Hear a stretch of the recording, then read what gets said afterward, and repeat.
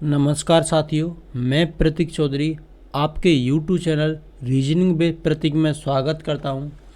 साथियों, इससे पहले हम एक टॉपिक स्टार्ट कर चुके हैं। जो टॉपिक हमारा जो अभी फ़िलहाल जो चल रहा है वो टॉपिक हमारा कैलेंडर है। और कैलेंडर की हम पिछले एक वीडियो हम अब आपको प्रोवाइड करा चुके हैं। और उस वीडियो के माध्यम से मैं आपको जो सिलेबस है उसकी स्ट्रेटजी और सिलेबस कब तक कंप्लीट होगा, कैसे कौन कौन से टॉपिक कराए जाएंगे, मैं वो वीडियो आपको कंप्लीट दे चुका हूँ। साथियों, अगर आपने वो वीडियो नहीं देखी तो सबसे पहले उस वीडियो को कंप्लीट देखना है। मैं जो बोलता हूँ वो 101% एक्यूरेट है, क्योंकि वो मैंने खुद अपने ऊपर अप्लाई किया है, तभी मैं आपको बताने वाला हूँ। ठीक है साथियों, मैं आपसे फिर वही बात बोलूँगा। कौन सी बात बोलूँगा कि साथियों, आप किसी भी टीचर से पढ़ना उसके साथ और एक साथ पढ़ना और कंप्लीट बैच पढ़ना। ऐसा नहीं आज मेरे से तुमने एक टॉपिक पढ़ लिया, कल किसी और टीचर से टॉपिक पढ़ लिया, ऐसा आपका सबसे टाइम बर्बाद होगा और आपका कोई भी टॉपिक कंप्लीट नहीं होगा। आप एग्ज़ाम में बैठोगे, क्वेश्चन अटेम्प्ट नहीं कर पाओगे। तो मैं आपसे एक ही बात बोलूँगा, कंप्लीट बैच पढ़िए, किसी भी टीचर से पढ़िए। आप मेरे से पढ़ रहे हो, मैं ये नहीं बोलूँगा आप मेरे चैनल को सब्सक्राइब कीजिए। सबसे पहले आप मेरा कंटेंट देखिए, 5 से 6 क्लास कंटिन्यू कीजिए। उसके बाद टॉपिक ख़त्म करने के बाद कोई सी बुक हो कंप्लीट कीजिए। वो आपके मैं बोल के चलता हूँ, आज मैं श्योर हूँ कि आप एक भी क्वेश्चन नहीं छूटेगा। ठीक है, चलिए साथियों, आज हम अपनी क्लास स्टार्ट करते हैं। साथियों देखो, कंप्लीट टॉपिक होने के बाद, टॉपिक कंप्लीट हो जाए और उसके बाद आपको क्वेश्चन भी सॉल्व होने लग जाए, तो फिर तो आप एक बात बनती है कि मेरे चैनल को आप सब्सक्राइब कीजिए और फिर शेयर करना भी बनता है। ठीक है, लेकिन वो बात की चीज़ है, पहले आप पढ़ाई देखिए, कंटेंट देखिए, आपकी समझ में कुछ आया या नहीं आया। ठीक है, ये सबसे बात अहम बात है। ठीक है, तो हम इससे पहले जो क्लास इसमें कुछ पढ़ चुके हैं, इससे पहले जो क्लास है मैं उसमें पढ़ा चुका हूँ, उसे मैं 5 मिनट में रिवीजन करा देता हूँ। उसके बाद आज की क्लास हम कंटिन्यू करते हैं। तो साथियों, पिछली क्लास में हम सबसे पहले कैलेंडर टॉपिक स्टार्ट किया था। कैलेंडर में क्या होता है, सबसे पहले हमारी 2 साल होती हैं। कौन सी होती हैं? एक तो हमारी साधारण वर्ष होती है। कौन सी होती है? साधारण वर्ष होती है। एक हमारी लीप वर्ष होती है, जिसे हम अधिवर्ष बोलते हैं। कौन सी बोलते हैं? अधिवर्ष बोलते हैं। साथियों, सबसे पहला कंफ्यूज होता है स्टूडेंट का, साधारण वर्ष कौन सी होती है और अधिवर्ष कौन सी हो। तो साथियों देखो, अधिवर्ष में कौन सा, साधारण वर्ष में क्या होता है, 365 दिन होते हैं हमारे, और वहीं हम 52 सप्ताह होते हैं। कौन से होते हैं? 52 सप्ताह प्लस एक और डे बनता है। कौन सा? एक और डे बचता है। ठीक है, और इसमें भी तो फरवरी कितने की आती है? फरवरी हमारी 28 की आएगी। कितने की आएगी? फरवरी माह जो होता है हमारा 28 का आएगा। कितने का आएगा? 28 का आएगा। ठीक है, अब अधिवर्ष की बात करते हैं। अधिवर्ष में आपको 366 दिन देखने को मिलते हैं। कितने? 366 दिन मिलते हैं। और वहीं बात करते हैं 52 सप्ताह प्लस 2 और डे बचते हैं। देखिए किसने? 2 और डे देखने को मिलते हैं। और वहीं हम इसमें फरवरी की बात करें, फरवरी हमारी 29 माह की 29 दिन की पड़ती है। कितने की? 29 दिन की पड़ती है। ठीक है, ये तो हमारे साधारण वर्ष और अधिवर्ष की बात हुई। ठीक है, अब साथियों सबसे पहला कॉमन डाउट होता है कि साधारण वर्ष और अधिवर्ष पहचाने कैसे हम। अगर मैंने यहाँ पे लिख दिया कि 2012, अब आपको देखना है कि 2012 अधिवर्ष है या लीप ईयर है। साथियों 2012 साधारण वर्ष है या अधिवर्ष है। ठीक है, तो ये आपको काउंट करना है। तो साथियों देखो, यहाँ पे क्या है, 2012, तो अंतिम अंक में, मैंने पिछली क्लास में आपको बताया था कि अंतिम अंक में, अंतिम 2 अंक में मैं 4 से डिवाइड करूँगा। यानी 12 में अगर मैं 4 से डिवाइड करूँ, यानी कंप्लीट डिवाइड हो रहा है। अगर साथियों कंप्लीट डिवाइड हो रहा है, यानी 4 का भाग जा रहा है, तो वो हमारी अधिवर्ष होगी। अगर भाग नहीं जाएगा तो वो साधारण वर्ष होगी। ठीक है, कोई सा भी एग्जाम्पल ले लीजिए। यहाँ पे मैं ले लेता हूँ 1472। कौन सा? 1472। अंतिम अंक कितने यहाँ पे? 72 है। अगर मैं 72 में कितने का डिवाइड करूँ? 4 का, तो 4 से कंप्लीट डिवाइड होगा। यानी मेरी कौन सी होगी? ये मेरी लीप ईयर होगी, ये भी लीप ईयर होगी, दोनों हमारी लीप ईयर होगी। ठीक है, आगे बात करते हैं। और कोई एग्जाम्पल ले लीजिए। यहाँ पर एग्जाम्पल ले लेते हैं हम 1839। कितना? 1839। 1839 में अगर मैं 39 लास्ट में अंतिम दो अंक कितने यहाँ पे 39 है। अगर मैं 39 में 4 का डिवाइड करता हूँ तो ये कंप्लीट डिवाइड नहीं होगा, यानी ये हमारी नॉर्मल ईयर होगी। कौन सी? नॉर्मल ईयर होगी, यानी साधारण वर्ष होगी। तो ये तो हमारी साधारण वर्ष और अधिवर्ष की बात हुई। साथियों वहीं पर कुछ एक शताब्दी ईयर आती है। कौन सी? शताब्दी ईयर्स की बात कर लेते हैं, ठीक है। इन्हें मैं इरेज कर देता हूँ, अगर आपकी समझ में आ गया तो इरेज करता हूँ, ठीक है। अब देखो वहीं हम शताब्दी ईयर की बात करते हैं। कौन सी? शताब्दी ईयर की। तो साथियों शताब्दी ईयर में क्या होता है? शताब्दी वर्ष। शताब्दी वर्ष में क्या होता है? अंतिम दो अंक होते हैं, वहाँ पे जीरो होती है। जीरो का जैसे मैं यहाँ 1700 चेक करता हूँ, ये हमारी एक 1700 होगी। 1700 वर्ष को हमें पहचानना है कि ये हमारी साधारण वर्ष है या अधिवर्ष है। तो वहाँ पे क्या था, अगर अंतिम दो अंक में कुछ डिजिट दिए हैं तो मैं 4 से डिवाइड कर रहा था। अंतिम दो अंक में डिजिट नहीं दिया, यानी 2 शून्य दिए हुए हैं, तो वहाँ क्या करेंगे, तो मैं 400 से डिवाइड करूँगा। कितने से? 400 से डिवाइड करूँगा फिर, ठीक है। अगर 400 का डिवाइड कंप्लीट चला गया तो वो हमारी लीप ईयर, नहीं गया तो वो हमारी नॉर्मल ईयर। इसमें भी यही कॉन्सेप्ट लगने वाला है, ठीक है। जैसे 1600 चेक करते हैं। 1600 का अगर मैं चेक करूं, यानी 400 डिवाइड करूंगा तो 400 कंप्लीट डिवाइड होगी 1600 से। 1600 400 से कंप्लीट डिवाइड होगी, यानी ये हमारी अधिवर्ष यानी नॉर्मल ईयर होगी, ठीक है ना। तो ये हमारे कुछ कॉन्सेप्ट थे जो मैं पिछली क्लास में आपको पढ़ा चुका हूँ। आज की क्लास में मैंने आपको 5 मिनट में रिवाइज किया है, ठीक है। आगे चलते हैं, आज की क्लास हम स्टार्ट करते हैं, ठीक है। आज की क्लास स्टार्ट करते हैं। पिछली क्लास में मैंने आपको पढ़ाया था और आज की क्लास हम कैसे स्टार्ट करते हैं, ठीक है। अब देखो क्या है कि दीपक 29 फरवरी को 1896 को पैदा हुआ था। वह अपना पहला जन्मदिन कब मनाएगा? तो साथियों एक लड़का है दीपक। दीपक का जन्म जो हुआ है 29 फरवरी 1896 को पैदा हुआ है। वह पहला जन्मदिन कब मनाएगा? तो साथियों देखो 1896 हमारे यहाँ कितनी है? 1896। 1896 का यहाँ पे कितनी आएगी? 1900 आएगी। कितनी आएगी? 1900 आएगी, ठीक है। देखो 29 फरवरी यानी ये हमारी लीप ईयर है। कौन सी है? ये लीप ईयर है। अब देखो लीप ईयर काउंट कब करते हैं? अगर 1896, 1897 आएगा यहाँ पे, 1898 भी आएगा यहाँ पे, 1899 भी आएगा उसमें बीच में, लेकिन फिर यहाँ पे क्या आएगा? 1900 आएगा। कितना आएगा? 1900 आएगा। अब देखो यहाँ पे क्या है, ये मेरी दीपक का जो जन्म हुआ था वो 96 में हुआ था, यानी 1896 में। अगर 96 को मैं चेक करता हूँ कि लीप ईयर है या नहीं, तो अंतिम दो अंकों में 4 से डिवाइड करूँ तो 4 से डिवाइड करने पर ये मेरी लीप ईयर है, ठीक है। आगे चेक करते हैं। आगे 97 में 4 का डिवाइड नहीं जाएगा। 98 चेक करते हैं। 98 में भी 4 का डिवाइड नहीं जाएगा। 99 में 4 से डिवाइड करेंगे, ये भी नहीं जाएगा। तो ये तो हमारी हो गई, ठीक है। अब आगे चेक करते हैं 1900 को। देखो 1900 में कोई अंतिम दो अंक में डिजिट नहीं दिया है। डिजिट नहीं दिया है तो किससे डिवाइड करेंगे? फिर हम 400 से डिवाइड करेंगे। किससे? 400 से डिवाइड करेंगे।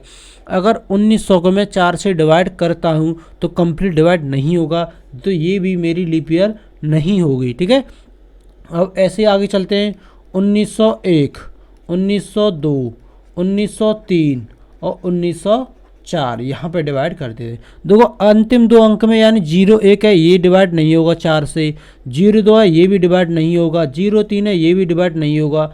04 अंतिम दो अंक में यानी 4 से डिवाइड करूँगा तो ये कंप्लीट डिवाइड होगा। यानी पहला दिन वह पहला अपना जन्मदिन कब मनाएगा?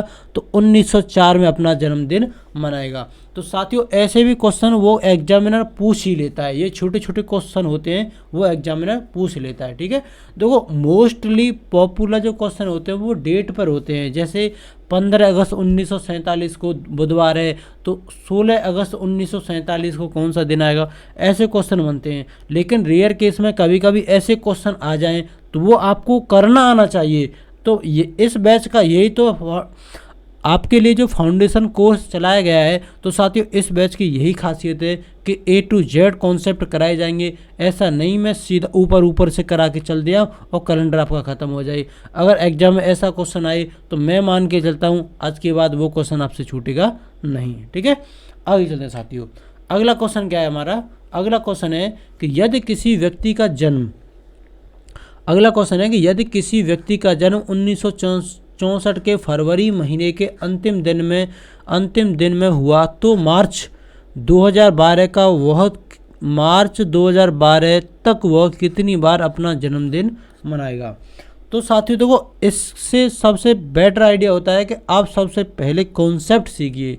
अगर साथियों देखो, मैं आपको बोल के चलता हूँ कि आप ट्रिक के मामले में पढ़ोगे तो ट्रिक कुछ नहीं होती, ट्रिक आप भूल जाओगे। एग्जाम में ऐसा क्वेश्चन आएगा, ट्रिक आपको याद नहीं रहेगी तो आप क्वेश्चन अटेम्प्ट नहीं कर पाओगे।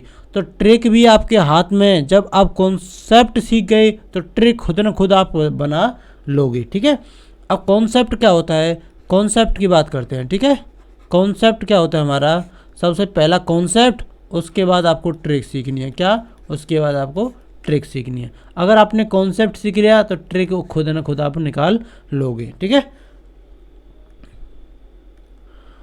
चलिए देखो, हमारा क्वेश्चन क्या है कि कोई व्यक्ति है 1964 को उसका जन्म हुआ है। कितने, कौन से को, 1964 को। वहीं कह रहा है कि 2012, और 12 क्या होती है, मार्च की समथिंग आपको काउंट करना है। लेकिन आपको मार्च तक काउंट नहीं करना, उसने क्या बोला है कि फरवरी महीने का अंतिम दिन। तो अंतिम दिन देखो, अंतिम दिन कौन कौन से हो सकते हैं, अंतिम दिन या तो 28 हो सकता है या 29 हो सकता है। 28 कब होगा, साधारण वर्ष होगी तब 28 होगा। 29 कब होगा, अगर हमारी लीप ईयर यानी अधिवर्ष है तो हमारी 29 होगा। ठीक है, ठीक है। अब 29 कब होगा, 28 कब होगा, ये भी चेक करते हैं। उसने बोला है कि 1964 के फरवरी महीने के दिन में हुआ है, यानी 1964, यानी अंतिम 2 अंकों को मैं 4 से डिवाइड करूं, क्या, अंतिम 2 अंकों को मैं 4 से डिवाइड करने लगता हूं तो ये कंप्लीट डिवाइड होगा, यानी ये हमारी लीप ईयर होगी। कौन सी होगी, ये हमारी लीप ईयर होगी, जिसे हम अधिवर्ष बोलते हैं। क्या बोलते हैं, अधिवर्ष बोलते हैं। ठीक है, अधिवर्ष बोलते हैं। देखो, मैं इन क्वेश्चनों को, ये वर्डों को मैं बार बार क्यों बोल रहा हूँ, क्योंकि इन वर्डों का आप माइंड में क्लिक हो जाए आपके। ठीक है, ऐसा नहीं कि मैं आपको अपनी तरफ से अपना प्रैक्टिस करने के लिए बार बार बोल रहा हूँ, नहीं, आपकी समझ में आना चाहिए। आप जब चीज़ों को 2 बार 4 बार 10 बार सुनोगे, ऑटोमेटिकली आपके माइंड में क्लिक हो जाएगी कि अधिवर्ष किसे बोलते हैं, साधारण वर्ष किसे बोलते हैं। ठीक है, आगे चलते हैं। अब देखो, यहाँ पे 1964 हो गई हमारी। ठीक है, ये 64 क्या है, ये हमारी 64 जो है वो हमारी लीप ईयर यानी अधिवर्ष है। तो फरवरी 29 की होगी, कौन सी होगी, 29 की होगी। ठीक है, बिल्कुल। अब देखो, 4 वर्ष बाद आए, या तो ऐसे आप काउंट करके देख लो, क्या कि 64 के बाद 68 आएगी, उसके बाद फिर 72, उसके बाद 76, उसके बाद 80, फिर 84, ऐसे काउंट कर लीजिए आप। ठीक है, कोई दिक्कत नहीं। देखो, आप पहली बार पढ़ रहे हो तो आप ऐसे काउंट कर सकते हो। ऐसे काउंट क्या होता है, ये आपकी पूरी प्रैक्टिस आपके माइंड को खोलने बैठेगी। आप इस तरीके से खोलोगे तो आपका माइंड ओपन होगा, ब्रॉड होने लगेगा। ठीक है, शॉर्ट ट्रिक, जब आपका माइंड ब्रॉड हो जाएगा तो आप शॉर्ट ट्रिक खुद न खुद निकालोगे। ठीक है, 88 के बाद आपको 92 आपकी लीप ईयर होगी, उसके बाद 96 होगी, उसके बाद कौन सी होगी, उसके बाद आपकी 2000 में आपको कन्वर्ट हो जाएगी, यानी 2000 की फिर 2000 सीधी आएगी, कौन सी होगी, 2000 आपकी लीप ईयर होगी। उसके बाद 2004 आएगी, 2008 आएगी, ऐसे जा रहा है। और 2012 तक बात की है ना उसने, 2012 तक। ठीक है, तो कितने हो रहे हैं, देखो 1 2 3 4 5 6 7 8 9 10 11 1 12। लेकिन देखो, उसने क्या बोला, 1964 में तो उन्हें अपने पैदा हुआ था, तो वो 64 को हम काउंट नहीं करेंगे। तो 11 और देख टोटल कितने हो रहे हैं, 13 हो रहे हैं। जब 13 में से 1 निकाल दूंगा, क्योंकि 1964 में तो उसका जन्म हुआ है। तो अगला वो जन्मदिन कब मनाएगा, ऐसा तो नहीं जब उसका पैदा हुआ उसी दिन मना ले, नहीं, अगले साल मनाएगा। तो अगले साल 1 2 3 4 5 6 7 8 9 10 11 1 12। तो वो कितनी बार मनाएगा, 12 बार आपको मनाएगा। ठीक है, ये तो हमारा कॉन्सेप्ट हुआ। अब देखो, ट्रिक के माध्यम से कैसे जानेंगे, ट्रिक भी आपको आनी चाहिए। देखो, आप कॉन्सेप्ट सीख गए तो ट्रिक आप खुद न खुद निकाल लोगे। ट्रिक क्या होती है, ट्रिक हमारी जैसे 2012 तक। ठीक है, और उसने पूछा क्या है, मैं 1964 तक। ठीक है, तो आप इसमें माइनस कर दीजिए, यानी 64 से और 12 के बीच में जितनी भी लीप ईयर होंगी तो उसे माइनस कर दीजिए। पहले टोटल ईयर निकालते हैं। टोटल ईयर कितने का गैप है, अगर 1964 से और 2012 तक का हम अगर गैप देखते हैं तो गैप कितना आएगा, यहाँ पर टोटल आएगा 48। कितना आएगा, 48 आएगा, ठीक है। लेकिन जो हमारी लीप ईयर होती है वो 4 साल बाद आती है, तो इसमें अगर मैं 400 का डिवाइड कर दूँ, 4 का डिवाइड करूँगा यानी 12 आएगा। कितना आएगा, यानी 12। तो कितनी बार वो अपना जन्मदिन मनाएगा, 12 बार वो अपना जन्मदिन मनाएगा, ठीक है। देखो आपको कॉन्सेप्ट और ट्रिक भी आपको याद आनी चाहिए, ठीक है। ट्रिक और कॉन्सेप्ट मैं आपको दोनों ही करा के चल रहा हूँ, आपको बिल्कुल भी आपकी प्रॉब्लम होने की ज़रूरत नहीं है, ठीक है। आगे चलते हैं। अगला क्वेश्चन क्या है कि सुमित का जन्म 29 फरवरी 1988 को हुआ था, तो बताओ कि उसने 28 फरवरी 2006 तक कितनी बार अपना जन्मदिन मनाया, ठीक है। क्वेश्चन क्या है कि 29 फरवरी 1988 को उसने अपना जन्मदिन मनाया। सुमित का जन्म कब हुआ था, 29 फरवरी 1988 को उसका जन्म हुआ, और वो पूछ क्या रहा है कि 28 फरवरी 2006 तक कितनी बार वो अपना जन्मदिन मनाएगा। तो साथियों देखो इसमें तो बिल्कुल नहीं मनाएगा क्योंकि ये 28 है, लेकिन उसका जन्म 29 को हुआ है, तो 28 फरवरी को क्यों जन्मदिन मनाएगा अपना, वो मनाएगा नहीं, बिल्कुल नहीं मनाएगा। वो मनाएगा कब, देखो अंतिम 2 अंक को अगर मैं चेक करता हूँ, कौन से अंतिम 2 अंक को चेक करता हूँ, 88 को अगर मैं 4 से डिवाइड करूँगा, ये हमारी कौन सी है, लीप ईयर, यानी जिसे हम अधिवर्ष बोल सकते हैं, ठीक है। अब लीप ईयर में पैदा हुआ तो वो लीप ईयर में ही वो अपना जन्मदिन मनाएगा, ठीक है। अब 88 से काउंट करते हैं, 88 से वो लीप ईयर कितने, 92 आएगा, उसके बाद 96 आएगा। देखो यहाँ पे क्या 1900, यहाँ पे 2000 भी आपका लीप ईयर होगा, 2000 लीप ईयर होगा, उसके बाद फिर 2004 लीप ईयर आएगा। यहाँ पे क्या है, फिर 5 8 तो आएगा नहीं, क्योंकि वो 6 तो यहाँ पे बीच में ही रह गई। उसके बाद वो आपने कितनी बार, 1 2 3 और 4, तो कितनी बार मनाएगा वो अपना, वो 4 बार अपना जन्मदिन मनाएगा। साथियों जो छोटे छोटे क्वेश्चन बनते हैं मैं आपको सभी को लेके चल रहा हूँ। फाउंडेशन कोर्स स्टार्ट किया है तो आपको फाउंडेशन की कीमत, आपको वैल्यू पता चलेगी कि फाउंडेशन कोर्स होता क्या है।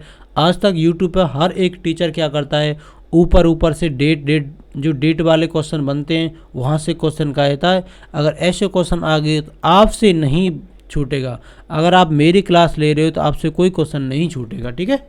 चलिए आगे चलते हैं अगले क्वेश्चन। तो साथियों अगला टाइप क्या है हमारा कि 400 क्रमागत वर्षों में कितनी बार 29 फरवरी आएगी। और देखो 400 क्रमागत वर्ष है हमारे, तो 29 फरवरी कितनी बार आएगी, तो ये टाइप हमारा अलग है।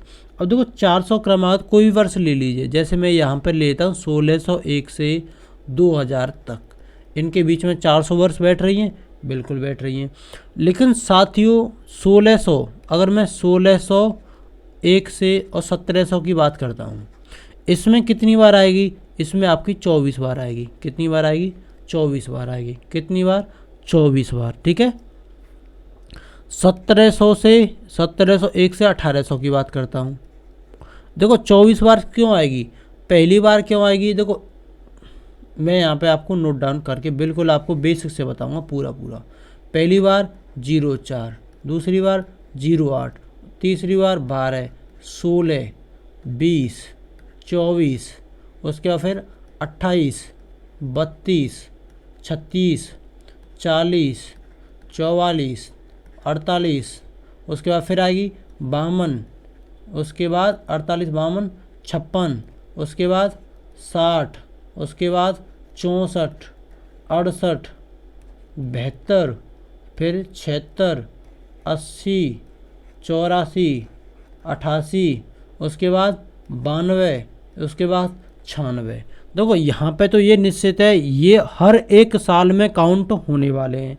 वहीं कितने हो गई, 1 2 3 4 5 6 7 8 9 10 11 12 13 14 15 16 17 18 19 20 21 22 23 24, यानी जो हमारी एक लीप ईयर होगी, यानी फरवरी माह 29, जो 29 फरवरी जो होती है, 100 साल में 24 बार तो कंपलसरी है, आनी ही आनी है। अब एक और बढ़ जाती है, यानी 25 बार भी आ सकती है। वो कब आएगी, यानी जो लास्ट का देखो 96 के बाद, अगर आपने मैंने यहाँ पे काउंट किया है 1601 से, किससे 1601 से, तो एंड कहाँ पे होगा 1700 पे होगा। कौन से होगा 1700 पे एंड होगा। ठीक है, बिल्कुल सही बात है। अगर 1700 हमारी शताब्दी ईयर है तो शताब्दी ईयर में किससे डिवाइड करते हैं, यानी 400 से डिवाइड करते हैं। शताब्दी ईयर 400 से डिवाइड, यानी 1700 में 400 को डिवाइड करूंगा तो ये हमारी काउंट यानी पूरी डिवाइड नहीं होगी, तो ये हमारी लीप ईयर नहीं होगी। आगे ऐसे ही बात करता हूँ, अगर मैंने यहाँ पे 1901 से लिया और यहाँ पे एंड कितने पे होगा 2000 पे होगा। कितने पे होगा, एंड 2000 पे होगा। अगर 2000 को 4 से डिवाइड करूँ तो यानी ये पूरा डिवाइड होगा, यानी ये हमारी लीप ईयर होगी, ये हमारी नॉर्मल ईयर होगी। अगर साथियों एक साल ऐसा काउंट हो रहा है जो पूरा यानी एक ऐसी शताब्दी ईयर, जिसे मैं शताब्दी ईयर भी बोल सकता हूँ, शताब्दी ईयर हमारी ऐसी है कि जो 400 से डिवाइड हो रही है, तो उसमें एक लीप ईयर में एक 400 में यानी 100 में बोल सकता हूँ, क्योंकि 1901 से 2000 यानी 100 साल हो गई। 100 साल में शताब्दी ईयर भी आपकी अधिवर्ष है तो उसमें 25 होंगी। क्या 25 फरवरी यानी 25 जो है 29 फरवरी 25 बार आएगी। कितनी बार, 25 बार आएगी। ठीक है, इसमें मैं काउंट करूँ, इसमें देखो पहले 1600 1700 थे, यहाँ पे कितने आएंगे 24 आएंगे। 1701 से 1800 यहाँ पे भी 24 आएंगे। और 1801 से बात करूँ 1900 तक, यहाँ पे भी आपके 24 आएंगे। वहीं मैं बात करता हूँ 1901 से 2000 के बीच में, यहाँ पे आपके 25 आएंगे। कितने आएंगे, 25 आएंगे। अब काउंट कर लीजिए, 24 24 दूनी 48 72 96, लेकिन एक और है इसमें ऐड, यानी 97 आपके लीप ईयर होने वाले हैं। आप इस तरीके से काउंट कीजिए, आपके बिल्कुल भी आपको कोई भी प्रॉब्लम नहीं होगी। देखो एक बार रीजनिंग पढ़नी है और अच्छे से पढ़िए, 2 से 2.5 महीने तक पढ़िए। ठीक है, क्योंकि आपको पूरा रीजनिंग कंप्लीट हो जाएगी। आगे चलते हैं, अगला क्वेश्चन क्या है। देखो 100 क्रमागत वर्षों में कितनी बार 29 फरवरी आएगी। मैंने अभी आपको बताया कि 100 साल में आपकी फरवरी 29 माह 24 का भी हो सकता है और 25 का भी हो सकता है। तो 24-25 ऑब्लिक में दिया है, तो यही आपका आंसर हो जाएगा। ठीक है, आगे चलते हैं अगला क्वेश्चन की तरफ। अगला क्वेश्चन क्या है कि 200 क्रमागत वर्षों में 29 फरवरी कितने की आएगी। अब देखो 200 में, जब 100 में कितना था 24 या 25 बार, तो 200 में कितनी बार आएगी 48 या 49 बार। ये हमारा राइट आंसर हो जाएगा। ठीक है, अगला क्वेश्चन की तरफ चलते हैं कि 400 क्रमागत वर्षों में कितनी बार महीने का 29वां दिन आता है। देखो ये क्वेश्चन अलग हो गया। देखो इन दोनों क्वेश्चनों को आप एक जैसा मत समझना, क्योंकि ये क्वेश्चन क्या है कि 400 क्रमागत वर्षों में कितनी बार 29 फरवरी आएगी, यानी कितनी बार पूछ रहा है। और यहाँ पे क्या है क्वेश्चन, अगला क्वेश्चन है मेरा कि 400 क्रमागत वर्षों में कितनी बार महीने का 29वां दिन आएगा, यानी कंपलसरी ये पूछ रहा है कि महीने का जो 29वां दिन होता है वो कितनी बार आता है 400 में। कितनी बार, 400 में। चलिए इसको भी निकालते हैं हम। देखो अगर हम बात करते हैं, एक साल में हमारे 12 महीने होते हैं, जनवरी, फरवरी, मार्च, अप्रैल, मई, जून, जुलाई, अगस्त, सितंबर, अक्टूबर और नवंबर और हमारा दिसंबर। अब देखो साथियों, मैं इस फरवरी को काउंट नहीं करके चलूँ, क्योंकि ये इसमें कभी कभी जो फरवरी होती है वो 28 की होती है और 29 की होती है। ठीक है, लेकिन यहाँ पे क्या आएगा, जो जनवरी होती है 29 यहाँ पे भी आती है, 29 यहाँ पे भी आती है, 29 यहाँ, 29 दो सभी में 29, सब में 29 और 29, यानी हर अगर एक माह को मैं निकाल दूँ तो यानी महीने कितने बचे आपके 11 बचे। ठीक है, कितने बचे 11, यानी 11 महीने जो होते हैं उसमें 29वां दिन जरूर आएगा। कौन सा, 29वां दिन जरूर आएगा। अब मुझे 400 में काउंट करनी है, पहली बात तो 400 में काउंट कर लूँ तो यानी ये हमारे 4400 तो ये यहाँ पे निकल के आ गई। ठीक है, बिल्कुल। आगे बात करता हूँ मैं, अब देखो 29 की बात करता हूँ फरवरी की। अब देखो 400 क्रमागत वर्षों में मैं आपको पीछे बता चुका हूँ, 400 क्रमागत वर्षों में आपकी जो फरवरी माह आता है वो 97 बार आता है। कितनी बार? 97 बार आता है। तो वहीं बात करता हूँ तो 44 97 बार ये मेरा राइट आंसर होने वाला है। ठीक है, ऑप्शन नंबर ए मेरा राइट आंसर हो जाएगा। ठीक है, आगे चलते हैं अगले क्वेश्चन की तरफ। अगला क्वेश्चन क्या है कि 100 क्रमागत वर्षों में कितनी बार महीने का 29वां दिन आएगा। अब देखो 100 क्रमागत वर्षों में 29, ये मैं पिछली क्लास में या पिछली वीडियो में करा चुका हूँ। जब मैं 100 में निकाल दिया मैंने, तो आप वहाँ पे निकाल सकते हैं। ठीक है, आगे चलते हैं अगले क्वेश्चन की तरफ। ये मैं आपको होमवर्क के लिए दे रहा हूँ, होमवर्क में नीचे ये करके लाना है, उसके बाद नीचे कमेंट बॉक्स में ज़रूर कमेंट करना है। ठीक है, आगे चलते हैं अगले क्वेश्चन की तरफ। यहाँ से मेरा टाइप जो है वो अलग है। ठीक है, यहाँ से टाइप चेंज होने लगता है। ठीक है, अब क्या है, देखो विषम दिन निकालना। विषम दिन के लिए मैंने यहाँ पे कुछ अपनी तरफ से, ये मैंने आसान भाषा में आपको समझाने के लिए यहाँ पे लिख रखा है। मैं ऐसा भी कर सकता सीधा के क्वेश्चन ला के सीधा क्वेश्चन स्लाइड पे लगाता और वो क्वेश्चन सॉल्व करके चला जाता, लेकिन नहीं, मुझे सिर्फ आपको पढ़ाना है। और पढ़ाना किस तरीके से है, यहाँ पे आप सामने देखोगे, उसे 2-3 बार पढ़ोगे तो ऑटोमेटिकली आपको याद हो जाएगी कि विषम दिन कैसे निकालते हैं। ठीक है, विषम दिन अगर निकालने हैं तो आप उसको वीक में बदलो, जो शेष दिन बच जाए वही विषम दिन। ठीक है, जैसे यहाँ पे दे रखा है, चलिए आगे देखते हैं। एग्जाम्पल क्या है, जैसे मैं ले लेता हूँ वामन दिन। क्या ले लेता हूँ? वामन दिन। अब देखो वामन दिन यानी वीक में बदलना है, तो वीक में बदलना है तो हमें 7 से डिवाइड करना होगा। 7 से अगर मैं डिवाइड करूँ यानी कितनी बार जाएगा? 7 बार कंप्लीट जा रहे हैं, यानी 7 वीक बन रहे हैं आपके। और उसके बाद कितने, यानी 149। और विषम दिन कितने बचेंगे आपके? 3 विषम दिन, यानी मेरे विषम दिन कितने हो गए? 3 विषम दिन हो गए। ठीक है, वहीं बात करते हैं 365 की। कितने की? 365 में जब मैं 7 से डिवाइड करूँगा तो कितनी बार आएगा? 5 बार पूरा जाएगा पहले, उसके बाद एक यहाँ पे फिर कितना बचेगा? 2 बार जाएगा। उसके बाद कितना बचेगा? यहाँ पे 14, यानी 1 शेष बचेगा, यानी 52 सप्ताह और 1 विषम दिन बच रहा है। ठीक है, विषम दिन की वैसे भी मैं आपको पिछली जो वीडियो है मैं उसमें बात कर चुका हूँ कि जो मेरी साधारण वर्ष और अधिवर्ष होती है उसमें विषम दिन कितने होते हैं। ठीक है, आगे चलते हैं।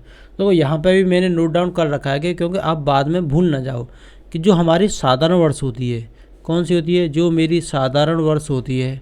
ठीक है, साधारण वर्ष में ऑड डे, जिसे हम विषम दिन बोलते हैं, क्या बोलते हैं? विषम दिन बोलते हैं, विषम दिन बोलते हैं। उसमें ऑड डे कितने बचे हैं? ऑड डे हमारा 1 होता है। ठीक है, वहीं हम अधिवर्ष की बात करते हैं कि अधिवर्ष में क्वेश्चन आपको पूछ क्या सकता है कि अधिवर्ष में ऑड डे कितने बचेंगे? ऑड डे यानी विषम दिन कितने होंगे? तो विषम दिन होंगे, सीधा सीधा आपको काउंट करना है 2।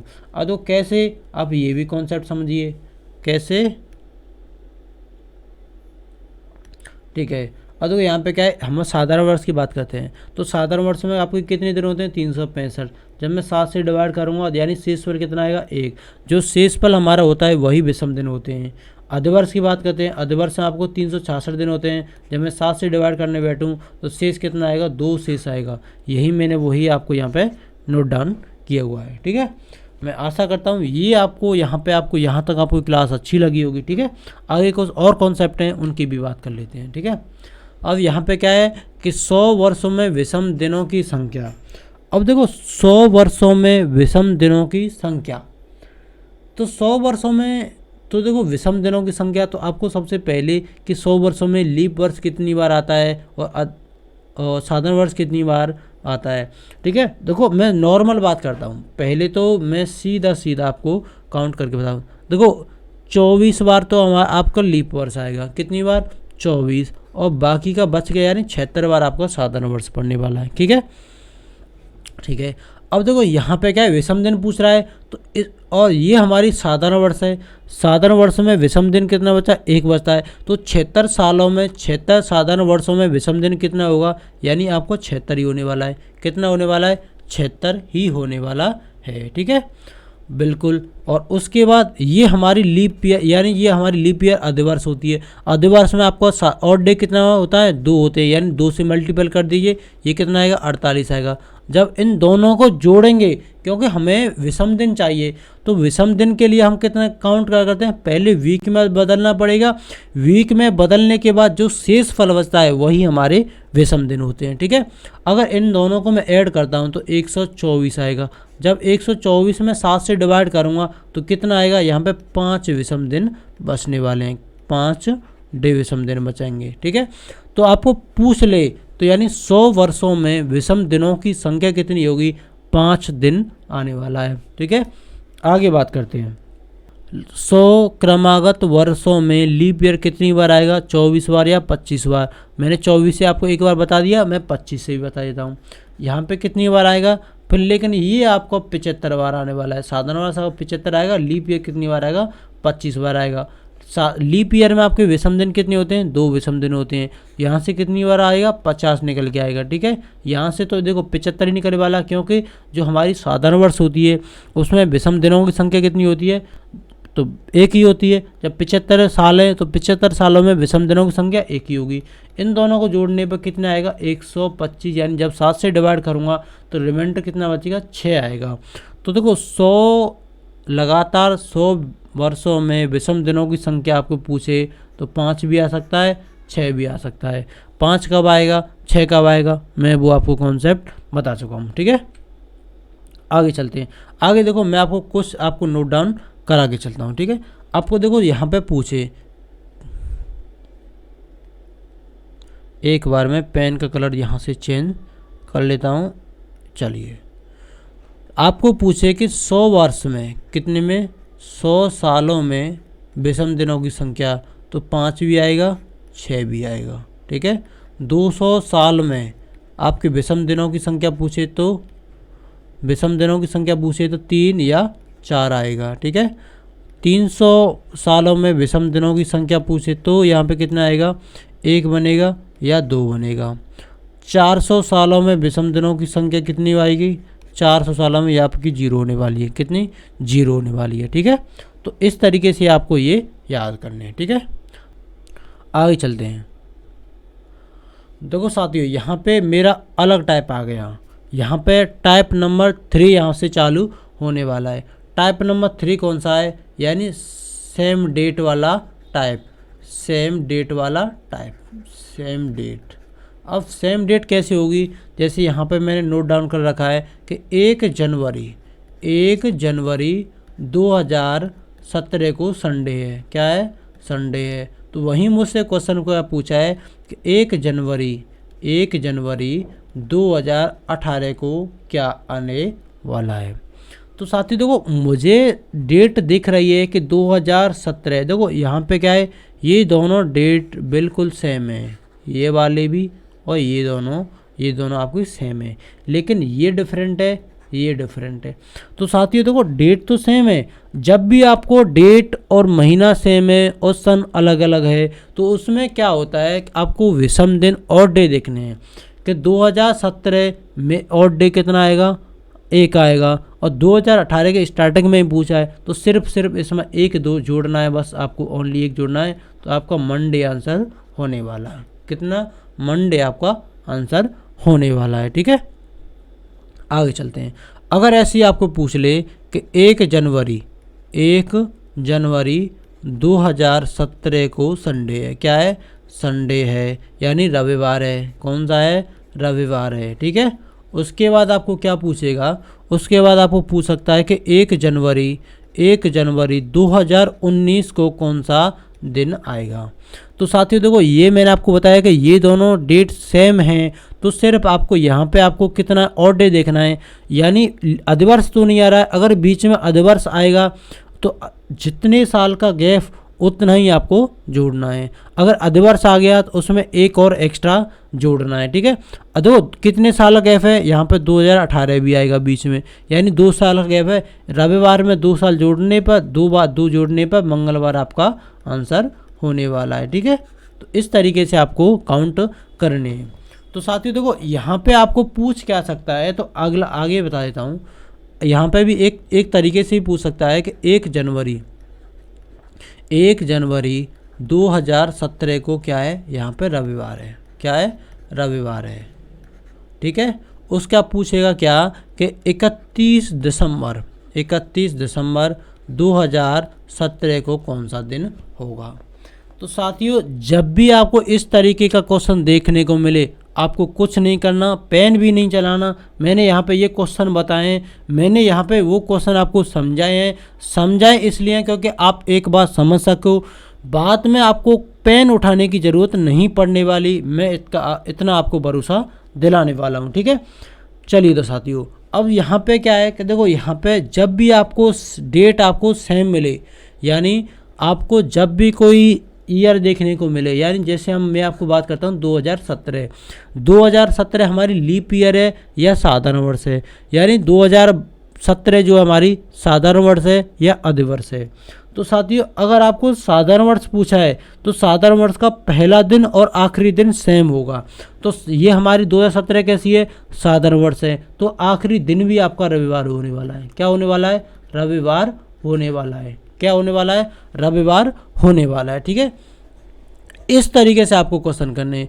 1 जनवरी 2017 को अगर आपका रविवार है तो 31 दिसंबर 2017 को भी आपका रविवार होने वाला है, क्योंकि 2000 जो हमारी 17 है, 2017 हमारी साधारण वर्ष है। साधारण वर्ष का पहला और आखिरी दिन सेम होता है, ठीक है। मैंने अगले क्वेश्चन में क्या पूछा था कि 1 जनवरी 2018 को क्या आएगा। अब देखिए साथियों, 1 जनवरी 2017 को रविवार है। देखो, 2017 आपकी लीप ईयर नहीं है, यानी साधारण वर्ष है। साधारण वर्ष का पहला और आखिरी दिन सेम होता है, यानी 31 दिसंबर 2017 को भी आपका रविवार होने वाला है। यहाँ पे 2017 एंड होगी और एंड के स्टार्टिंग में आपको फिर 2018 लगने वाली है।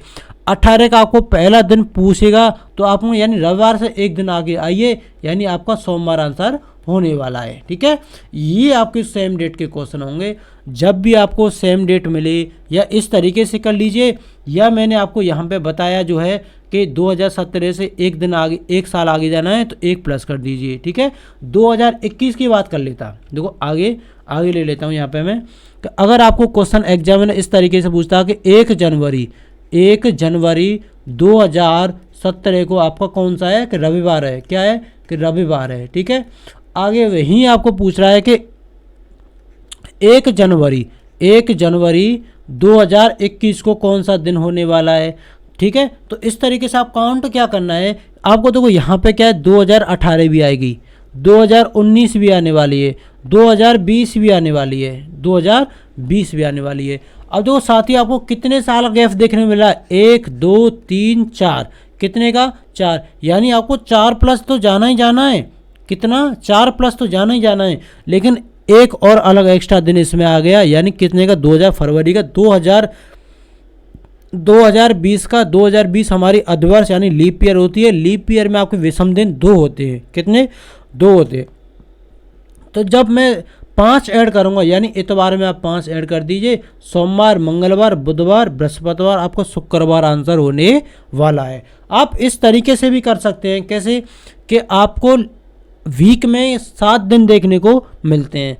अगर आप 7 दिन देखने को मिलते हैं, 5 बढ़ाने की जगह 7 में से 2 माइनस कर दीजिए, 7 में से यानी 2 माइनस कर दिए, इतवार से आपके पीछे जाओगे तो वही आपका शुक्रवार होने वाला है, ठीक है।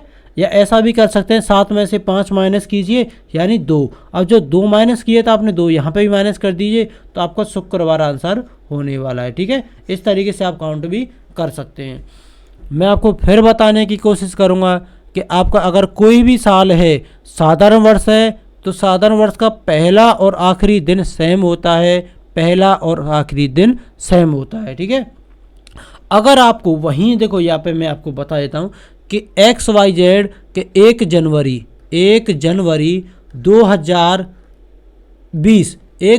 2020 को आपका यहाँ पे क्या है, सोमवार है, क्या है, सोमवार है। वहीं पे यहाँ पे क्या पूछेगा कि आपको 31 दिसंबर 2000 को क्या दिन होगा। तो साथियों, ये हमारी लीप ईयर यानी अधिवर्ष की बात काउंट कर रहा है। तो अधिवर्ष की बात कर रहा है तो अधिवर्ष में आपको क्या करना है साथियों कि अधिवर्ष में सिर्फ आपको एक दिन ऐड करना है। ठीक है, एक दिन ऐड करने पर, यानी सोमवार है तो सोमवार में जब मैं एक दिन ऐड करूंगा यानी मंगलवार आपका आंसर होने वाला है। क्या होने वाला है? मंगलवार आपका आंसर होने वाला है।